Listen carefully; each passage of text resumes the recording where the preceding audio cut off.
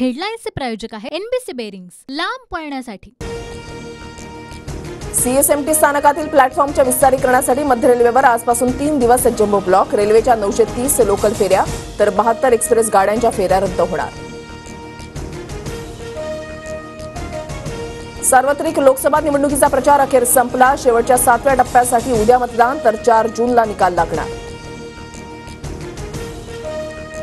काँग्रेस प्रदेशाध्यक्ष नाना पटोले दुष्काळी भागांची पाहणी करणार। संभाजीनगर, बीड, जालना जिल्ह्यातील गावांना भेट देणार। धुळ्यात सकाळी 6 ते रात्री 9 वाजेपर्यंत अवजड वाहनांना प्रवेश बंदी। काही दिवसांपूर्वी ट्रक अपघातामध्ये तरुणाचा मृत्यू झाल्यानंतर जिल्हाधिकाऱ्यांचा निर्णय। धुळे जिल्ह्यामध्ये तापमानाचा पारा महिनाभरापासून 40 अंशांच्या पुढे। तापमान आणि पाणी टंचाईमुळे केळी पिकांचं नुकसान। विदर्भात उष्णतेची लाट। नागपुरात उष्माघातामुळे आणखी 3 मृत्यू। उष्माघातामुळे मृत्यू झालेल्यांची संख्या 22 वर।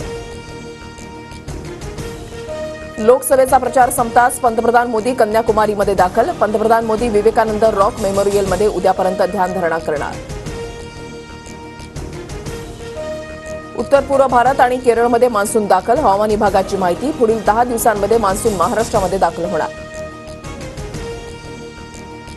1 जून ते 3 जूनपर्यंत राज्यामध्ये मुसळधार पावसाची शक्यता। मान्सून केरळमध्ये दाखल झाल्यानंतर राज्यात मुसळधार पावसाची शक्यता वर्तवण्यात आली आहे। हेडलाईन्सचे प्रायोजक आहे एनबीसी बेरिंग्स, लांब पळण्यासाठी।